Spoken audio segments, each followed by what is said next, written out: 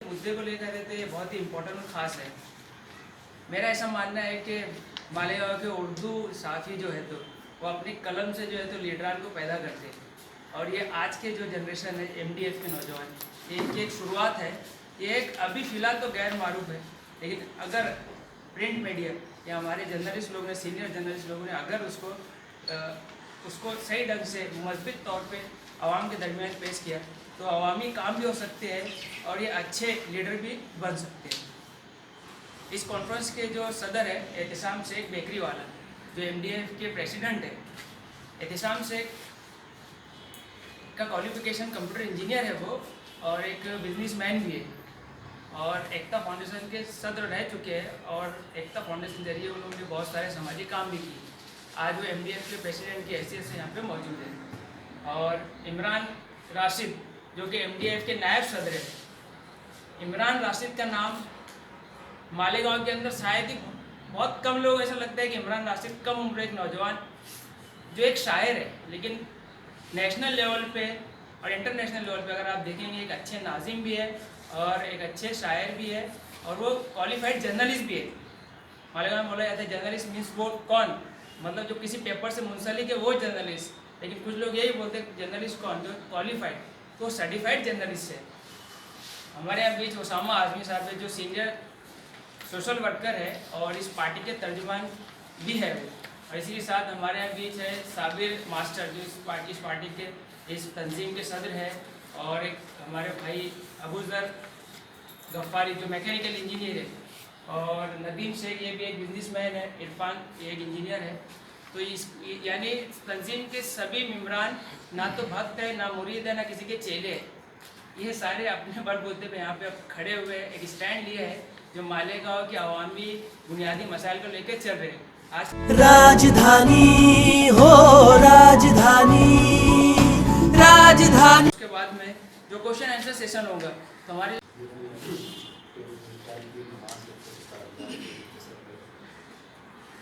अभी जिस तरह हम लोगों ने एमडीएफ मालेगांव डेवलपमेंट फंड बनाई है, तो हमने पूरे मालेगांव शहर के ऊपर नज़र रखी कि ये इन लोगों ने जो 25 साल 30 साल से जो इन लोग पॉलिटिक्स कर रहे हैं, किस हद तक मालेगांव शहर को गड्ढे के अंदर डाल दिया गया। तुम चाहे तालीमी म्यार को ले लो या यहाँ पर जो डेवलपमेंट को ले लो, कि यहाँ की रोड गटरे, यहाँ के एजुकेशन, आज जो अपने लोग हैं तालीम याफ्ता नौजवान, इन्हें बाहर जाकर जो नौकरी वगैरह करते हैं, उसके बाद हर जगह जो है गड्ढे का ऐसा माहौल है कि लोग जब वहाँ से गुजरते हैं तो उनको कितनी तकलीफ और दुश्वारियाँ होती है। तो ये सारी चीज़ों को देखते हुए हमने सोचा कि मालेगांव के अंदर एक तरक्की होना चाहिए, एक तालीमी मैदान, जो तालीमी लोग हैं वो मैदान में ज़रूर आना चाहिए। उसको देखते हुए हमने मालेगांव डेवलपमेंट फंड बनाई और इसी के लिए आप लोग भी जो इसको भरपूर तरीके से कॉपरेट करें तो इंशाल्लाह मालेगांव के अंदर एक अच्छी फ़िज़ा हम लोग ला सकते हैं।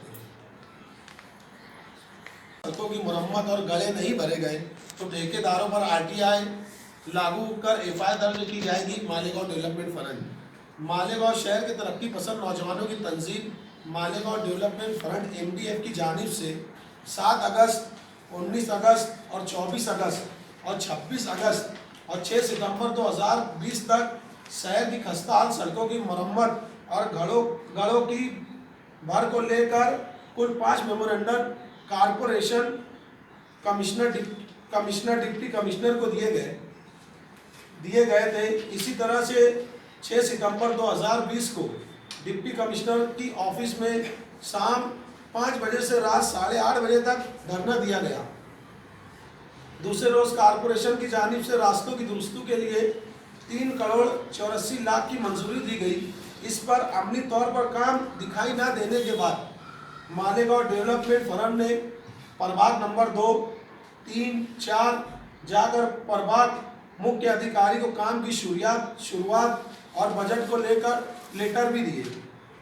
मालेगांव कारपोरेशन कमिश्नर की जानिब से 14 सितंबर 2020 को मालेगांव डेवलपमेंट फंड को तहरीरी तौर पर बजरिए पोस्ट एक लेटर भेजा गया। गुज़िश्ता रोज़ ये लेटर मौसूल होने के बाद एमडीएफ की जानिब से हंगामी मीटिंग मुनक्किद की गई। इस लेटर में कारपोरेशन ने वाज़ेह किया कि शहर के तमाम खस्ताहाल सड़कों की मरम्मत बारिश के मौसम के बाद की जाएगी। मालेगांव डेवलपमेंट फंड की टीम शहर के तमाम सड़कों की मरम्मत के मेयारी कामों का जायजा लेगी। नेज MDF की जानिब से अनकरीब कारपोरेशन व ठेकेदारों की बदउनवानियों के खिलाफ RTI लगाकर FIR लगाकर कानूनी कार्रवाई की जाएगी। मालेगांव डेवलपमेंट जैसे सिलसिला कहाँ से कामकाज शुरू करना, तो सबसे पहले देखा कि शहर की कोई भी एक भी शाहरा है, यानी सड़क गली की मोहल्ले की अहम शाहरा कोई एक भी गढ़ों से पार नहीं थी। तो हमने शुरुआत की थी कि सबसे पहले हमको शहर की जो भी सड़कें हैं वो दुरुस्त करवाना या पेशवर का जो भी, उसके लिए हमने एक के बाद एक ऐसे 3-4 लेटर दिया और वहाँ जैसे हमको आश्वासन दिया गया। आश्वासन देने के बाद फिर जब हमने आखिरी लेटर दिया तो उसके बाद उसमें डिप्टी कमिश्नर को जब दिन जा रहे हो उससे मुलाकात नहीं हुई, लेकिन कापड़नेस गए, उन्होंने उससे जवाब मांगा तो लिख के देने के लिए तैयार नहीं। हमने 3.5 घंटा उसके ऑफिस में बैठकर एहतजाज किया। खैर उसका रिजल्ट ये निकला कि दूसरे रोज उसने ये कहा कि हम प्रेस नोट दे रहे, तो 3 करोड़ 84 लाख रुपए की प्रेस नोट के जरिए हमको मालूम पड़ा कि शहर में अहम रास्तों को जो भी पेचवर का टूटी फूटी दुरुस्ती का काम किया जाएगा। तो हमको मगर ये कब होगा, ये बारिश के बाद होगा। फिर हमने कुछ दिन इंतज़ार किया, उसके बाद हम प्रभाग वाइज 2 नंबर 3 नंबर 4 नंबर में गए। क्या तुमको ये जो 3 करोड़ 84 लाख रुपया है इसमें से कुछ तुमको ऊपर से आदेश मिला? तो 3 नंबर और 4 नंबर से अभी तक कोई जवाब नहीं मिला। 2 नंबर हमको जवाब मिला, लगभग 90 लाख रुपया उनके अंडर में आ रहे। और वहाँ हमको ने बताया कि 10 अक्टूबर के बाद से कौन कौन सा रोड कितने मतलब रकम से दुरुस्त किया जाएगा, बनाया जाएगा। ये लेटर हमको मतलब कि सब तमाम जो हमने मेमोरेंडम दिया था एक साथ जवाब दिया कमिश्नर, ये दिया 14 तारीख को, मगर यहीं शहर में ये मतलब हमको 10 रोज़ के बाद मिला। फिर भी हम इसमें वापस उसके बाद गए कमिश्नर जी की, इसमें मोटी मोटी बात लिखी, तफसील से नहीं लिखता। सबसे पहले हमने जो लेटर दिया था इमाम अहमद रजा रोड भंगार बाजार के लिए, तो आप लोगों का असल बताने का मकसद ये कि जो लिख कर हमको दिया इसमें आप मैंने पढ़ेंगे, तसेज भंगार बाजार इमाम अहमद रजा रोड हर रास्ता दुरुस्त करनायात आलीला है। अब ये तो हो गया, इसने लिख के दिया, इसका मतलब उनके रिकॉर्ड में ये दुरुस्त हो गया। आप लोग सहाफ़ी हैं तो हम ये आपसे गुजारिश करेंगे कि थोड़ा सा इस चीज़ को आप भी हाईलाइट कीजिए कि ये रोड दुरुस्त हुआ है क्या। यानी इतना आँख में धूल झोंकने का काम, सीधा सीधा जूता पहन के मतलब कि आँख में घुसने का काम कर लेंगे लोग। हम कम 3-4 बार गए मगर दीपक कासार से मुलाकात नहीं हुई, और नितिन कापड़नेस का जो रवैया था हम उससे वापस मुलाकात करना नहीं चाह रहे, क्योंकि एक नंबर का तासुब, फिरका परस्त और बदगुमान नजर आया, क्योंकि उसने एकदम साफ बोला कि यार मेरे अख्तियार में अधिकार भी नहीं है, तो उससे मिलने हमने मुनासिब नहीं समझा। कल शाम में भी हम आखिरी बार गए थे दीपक कासार से मिलने कमिश्नर से, तो उससे मुलाकात नहीं हो पाई। तो ये आप लोगों के जरिए हम आवाम को बताना चाहते हैं कि 3 करोड़ 84 लाख ये हर साल इसी तरह बारिश के बाद प्रभाग वाइज ये पैसा तो रिलीज करते, मगर वो काम होता नहीं, आधा अधूरा होता और वो पैसा खत्म हो जाता। तो आपके तवज्जुह से हम आवाम से ये चाहेंगे कि बिला डरे बिला झिझक जिस इलाके में, जिस वार्ड में, जिस रोड का भी काम अभी होगा, आप वहाँ पर थोड़ा सा मतलब कि डर खौफ के बाहर निकलिए, बेहिसी कोई से बाहर निकलिए, उस पर नज़र रखिए, निगरानी करिए। ये जो इतने लाख का काम हो रहा है उसकी थोड़ा सा क्वालिटी देखिए, ठेकेदार से थोड़ा सा मालूमात कीजिए कितने का बजट है, कहाँ तक है, कैसा है, क्या है, यानी कुछ तो, क्योंकि हम देख रहे हैं कि आज काम हो रहा है 4 दिन के बाद वो टूट जा रहे हैं। नहीं, हमारा पैसा जो टैक्स के जरिए दिया जा रहा है ज़ाय हो रहा है। तो ये बताने का मकसद ये था कि ये काम अभी 10 अक्टूबर के बाद ऐसा हमको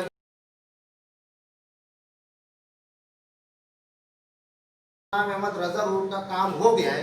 तो आप लोगों से मेरी गुजारिश होगी कि अगर यहाँ से उठकर आप लोग चल के थोड़ा सा वहाँ पे फोटो भी ले लेते, देख लेते, ताकि ये भी एक बदुनवानी यानी कितनी हो रही है, तो एकदम बीच अहम शाहरा है, मालेगांव शहर का दिल है ये, तो किदवाई रोड भंगार रोड, यहीं कि ये इतना मतलब कि धोखे वाले धड़ी वाला काम हो रहा है। इस तरह से कितना ये 400 करोड़ का बजट इसी तरह से बंदरवाट हो रहे। तो थोड़ा सा एक बार आखिर में गुजारिश यही करूँगा आप लोगों की कि आवाम को थोड़ा सा झिझोड़िए, पूरा शहर नहीं, कम 10% लोग भी अगर जागरूक हो गए ना तो बहुत कुछ, हम ये मतलब वादा नहीं करते हम ये कर देंगे वो कर देंगे, हम कोशिश करेंगे और इंशाल्लाह कुछ ना कुछ कोशिश हमारी कामयाब होगी। कोई इनकलाब की आमद का इंतज़ार न कर, जो हो सके तो अभी इनकलाब पैदा कर, यही MDF का मकसद है। गांव में हर कोई रोता है कि शहर की तरक्की नहीं हो रही, हर कोई इंतज़ार करता है कि कोई आएगा, शहर के लिए खड़े होगा, हमारे मसाइल को ऐवानों तक पहुंचाएगा। लेकिन एमटीएफ ने जब देखा तो एमटीएफ ने ये तय किया कि हम इंतज़ार ना करते हुए खुद हम उस रास्ते पर जाकर, उस जगह पर जाकर हम लोगों के लिए एक आवाज़ बने, हम लोगों के लिए एक सदा बने, उनका हौसला, उनके मसाइल हल करने की कोशिश करें।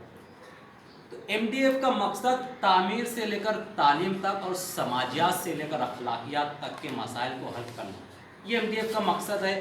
और ऐसा नहीं कि ये एमटीएफ अचानक वजूद में आ गई, बल्कि यहाँ पर जितने अफराद हैं कहीं ना कहीं किसी न किसी समाजी अदारे से जुड़े हुए हैं, कई सालों से ये समाजी खिदमत अंजाम दे रहे थे। एमटीएफ एक समाजी तंजीम भी है, एक सियासी तंजीम भी है। बोलने का मतलब ये कि हम सियासी होते हुए भी समाजी है, लेकिन शहर में सिर्फ सियासी तंजीम है, जो तंजीमें इक़्तिदार में है, जो अपोजिशन में, इसीलिए शहर का काम नहीं होता है। जिस वक्त उनके दिल में कहीं ना कहीं समाज का दर्द पैदा होगा तो इंशाअल्लाह ये शहर का काम होगा।